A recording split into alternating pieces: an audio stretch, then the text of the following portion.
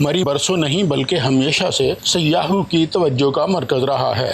سطح سمندر سے 7500 فٹ بلند یہ پہاڑی سلسلہ قدرتی نظاروں کی خوبصورتی کی نوید سناتا ہے۔ گرمیوں میں یہاں پر بارشوں کی زیادتی اور سردی کے موسم میں برف باری کی زیادتی ہوتی ہے۔ اس بار جیسے ہی جنوری 2022 شروع ہوا، سردی کی شدت میں اضافے کے ساتھ ساتھ یہاں درجہ حرارت -ڈگری کی طرف گامزن ہو گیا اور برف باری بھی شروع ہو گئی۔ 5 جنوری تک مری میں 2.5 انچ تک برف پڑ چکی تھی، لیکن اچانک ہی اگلے دن برف باری کا لیول 2.5 انچ سے 2.5 فٹ تک چلا گیا۔ محکمہ موسمیات نے الرٹ جاری کی کہ کل رات سے مری اور مضافات میں برف کا طوفان آنے والا ہے۔ اس کے ساتھ ہی الرٹ جاری کر دی گئی کہ سیاح مری کا رخ نہ کریں، کیونکہ پہلے ہی یہاں پر 1 لاکھ سے زائد گاڑیاں داخل ہو چکی ہیں۔ مزید کی کوئی گنجائش نہیں ہے۔ ان دنوں میں پاکستان بھر سے سیاح لوگ جوک در جوک مری چلے آتے ہیں، لیکن محکمہ کی برفانی طوفان کی وارننگ سننے کے بعد لوگوں کی بڑی تعداد نے مری کا رخ کر لیا۔ لوگوں نے اس وارننگ کو عام سی اہمیت بھی نہ دی اور مری پہنچ گئے۔ انتظامیہ بے بس ہو گئی، کیونکہ انتظامیہ کے منع کرنے کے باوجود لوگوں نے ایک نہ مانی۔ رات کے وقت برفانی طوفان آ گیا اور برفانی ہوائیں 50 سے 90 میل فی گھنٹہ کی رفتار سے چلنے لگی۔ طوفان زوروں پر تھا اور وہاں موجود لوگوں کے پاس پناہ لینے کے لیے کوئی خاطر خواہ بندوبست نہیں تھا۔ وہاں کے ہوٹل مافیا نے سیاحوں کی اتنی بڑی تعداد کو دیکھ کر اپنے ہوٹلوں کے کرائے آسمان پر پہنچا دیے۔ جن ہوٹلوں کا کرایہ 3 سے 4 ہزار روپے تھا، انہوں نے 25,000 اور کچھ نے 50,000 روپے کر دیا۔ لوگوں کے پاس کھلے آسمان تلے رات گزارنے کے سوا کوئی چارہ کار نہ رہ گیا تھا۔ اس وقت تک مری میں 4 فٹ اور گلیات میں 6 فٹ تک برف پڑ چکی تھی۔ جو جہاں تھا وہیں جام ہو کر رہ گیا۔ نہ آگے جانے کا کوئی راستہ تھا اور نہ پیچھے کی طرف مڑنے کی کوئی سبیل تھی۔ اس وقت ان بے یار و مددگار لوگوں کے لیے کوئی مددگار نہ تھا۔ لوگ اپنی اپنی گاڑیوں میں پھنس کر رہ گئے تھے۔ کھانے پینے کا سامان بھی ختم ہو چکا تھا۔ تاحد نظر برف ہی برف رہ گئی تھی۔ مری نہ رہ گیا تھا، بلکہ ایک برفانی افریت بن کر رہ گیا تھا۔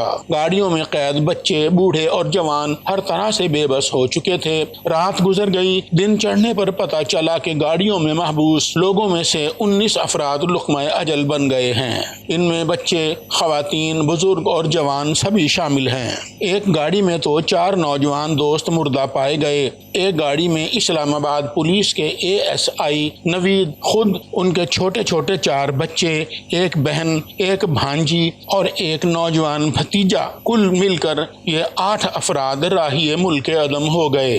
اس طرح سے اب تک کی معلومات کے مطابق کل 22 افراد اپنی زندگیوں سے ہاتھ دھو بیٹھے۔ دعا ہے کہ مزید کوئی بھی اس راہ پر نہ چلے جس پر چلنے والا کوئی آج تک واپس نہیں آیا۔ ہر کوئی کہہ رہا ہے کہ مری میں جو کچھ بھی ہوا وہ دل دہلا دینے والا ہے۔ لوگ کہہ رہے ہیں کہ حکومت اس واقعے کے ذمہ دار تمام محکموں کے خلاف ایکشن لے جو ایسی سنگین صورتحال سے نمٹنے کے لیے تیار نہیں تھے۔ سوال یہ پیدا ہوتا ہے کہ ملکہ کوثر مری میں برف باری کے دوران گاڑیوں میں پھنس کر انتقال کر جانے والوں کے لیے افسوس پر معاملہ ختم ہو جائے گا، یا اس سلسلے میں مزید بہتر انتظامات کی طرف کوئی قدم اٹھایا جائے گا؟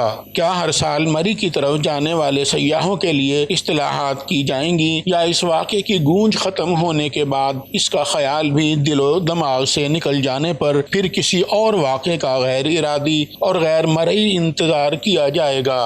حکومت نے مری کو آفت زدہ قرار دے کر ایمرجنسی نافذ کر دی ہے، جبکہ ریسکیو اہلکاروں کی جانب سے امدادی کاموں کا سلسلہ ابھی جاری ہے۔ ملکہ کوثر مری میں برف باری تھم چکی ہے اور امدادی کاموں میں تیزی آ گئی ہے۔ مری کی تمام اہم شاہراہوں کو ٹریفک کے لیے کلیئر کر دیا گیا ہے۔ اس حوالے سے ترجمان پولیس کا کہنا ہے کہ مری سے 600 سے 700 گاڑیوں کو نکال دیا گیا ہے۔ مری میں شدید برف باری کی وجہ سے 20 سے 25 بڑے درخت بھی گرے۔ آرمی ترجمان کے مطابق گاڑیوں میں موجود تمام سیاحوں کو رات سے پہلے ہی محفوظ مقامات پر پہنچا دیا گیا تھا، اور اس دوران 500 سے زائد فیملیز کو بھی محفوظ مقام پر پہنچایا گیا۔ راولپنڈی، اسلام آباد سے مری آنے والے راستوں پر پولیس موجود ہے۔ راستے آج بھی بند رہیں گے، تاہم امدادی کاموں میں تیزی آنے کے باوجود بھی سیاح انتظامیہ کے اقدامات سے مطمئن نہیں ہیں۔ مری میں پھنسی تمام گاڑیوں کی چیکنگ مکمل کر لی گئی ہے اور گاڑیوں میں سوار افراد کو ریلیف کیمپوں میں منتقل کر دیا گیا ہے۔ پاک فوج کے شعبہ ISPR کے مطابق فوجی انجینئرز کے دستے بلڈوزر کی مدد سے کلڈانا اور باڑیاں روڈ سے برف ہٹا رہے ہیں۔ ISPR کے مطابق کیمپوں میں لوگوں کو کھانا، پانی، چائے اور دیگر ضروری سامان بہم پہنچایا جا رہا ہے۔ FWO کے محنت کش افراد بھی مشینری کی مدد سے روڈ کھولنے میں مصروف ہیں۔ مسلسل برف باری کے باعث امدادی کارروائیوں میں مشکلات پیش آ رہی ہیں۔ چیئرمین NDMA کا کہنا ہے کہ آپریشن مکمل ہونے کے بارے میں کچھ نہیں کہا جا سکتا کہ یہ مکمل ہونے میں کتنا وقت لے گا۔ جھیکا گلی گلڈانا میں اب بھی لوگ پھنسے ہوئے ہیں اور المدد المدد پکار رہے ہیں۔ یہاں کے ہوٹل مالکان نے نہ فیملی کا لحاظ کیا اور نہ بچوں پر ترس کھایا۔ وہ صرف اپنا سیزن کمانے کے خواب دیکھنے میں مشغول ایک کمرے کا کرایہ 25 اور 50 ہزار روپے مانگتے رہے۔ وزیر اعظم عمران خان نے یہ اعتراف کیا ہے کہ انتظامیہ کی غفلت کی وجہ سے یہ غیر معمولی صورتحال پیش آئی۔ 5 جنوری کو ہی الرٹ جاری کر دیا گیا تھا، لیکن انتظامیہ کوئی اقدامات نہ لے سکی۔ ہمیں بحیثیت قوم اور ہمارے کارپردازان حکومت سب کے لیے یہ ایک لمحہ فکریہ ہے۔